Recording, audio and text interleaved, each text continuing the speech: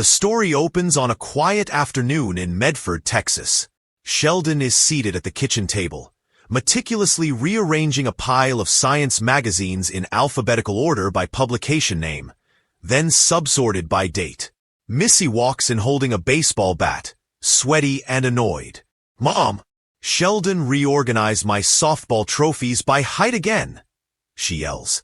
Mary sighs and walks in from the laundry room. "Shelly, we talked about this," she says. Sheldon calmly replies, "I simply optimized Missy's otherwise inefficient spatial distribution of awards. You should thank me." George Sr., overhearing this, chuckles from the living room. "Buddy, you keep organizing everyone's lives like this, and you're gonna need a helmet of your own." But Sheldon is unbothered. Meanwhile, at school, Dr. Sturgis announces a new summer science program at East Texas Tech that's only open to high schoolers. Sheldon's eyes sparkle with excitement. But when he applies, the program director says he's too young, even for a genius. Furious at what he calls ageism cloaked in institutional rigidity, Sheldon starts a mission to prove his maturity.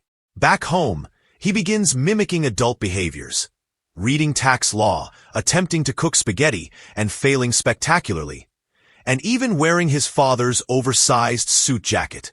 Meemaw, ever observant, visits with a sarcastic grin. "Look at you, little Wall Street man. What's the occasion, genius?" Sheldon replies, "I am embodying adulthood to subvert the flawed perception of youth as incompetence." But despite his best efforts, the school still denies him. Heartbroken, Sheldon sulks until Dr. Sturgis visits and offers a workaround. Sheldon can sit in unofficially as an observer.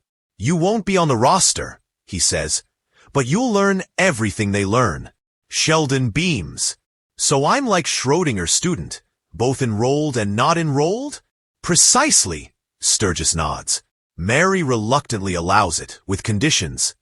"You still eat, sleep, and bathe like a 10-year-old.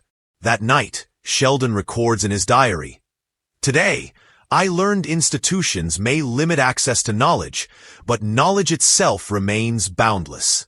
Also, spaghetti sauce is extremely flammable." Sheldon begins auditing the high school-level summer science classes at East Texas Tech. He arrives every morning with a backpack filled with color-coded notes, labeled pencils, and laminated flashcards. The college students are amused but impressed, except for one, Brian, a 17-year-old student who feels threatened by Sheldon's brilliance. During a group experiment on chemical reactions, Brian deliberately misguides Sheldon's calculations. When the beaker erupts in foam and nearly hits Dr. Linkletter, Sheldon's pride takes a blow. Dr. Linkletter suspects foul play, but Sheldon refuses to blame Brian. "I must take responsibility for not verifying the sodium bicarbonate ratio," he says stoically. Meanwhile, Missy is having her own crisis.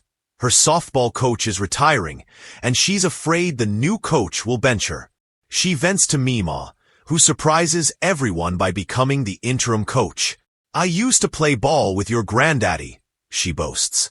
At practice, Meemaw uses unconventional techniques, bribing with candy, trash-talking opponents, and playing mind games. It works. Missy hits a home run at her next game. Back at East Texas Tech, Sheldon decides to outmatch Brian intellectually instead of retaliating.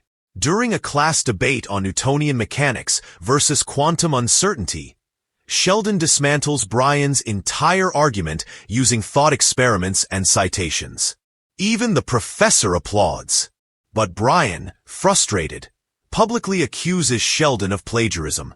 Embarrassed and angry, Sheldon storms out mid-class, something he's never done before. At home, George Sr. finds him outside, lying in the grass, looking at the sky. "I'm just a kid, Dad.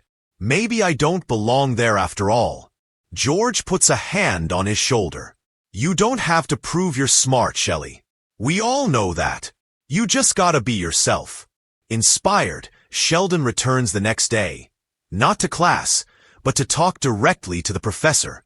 He calmly explains the situation and presents timestamps of all his personal notes and previous diary entries that mirror the material. The professor believes him and expels Brian instead.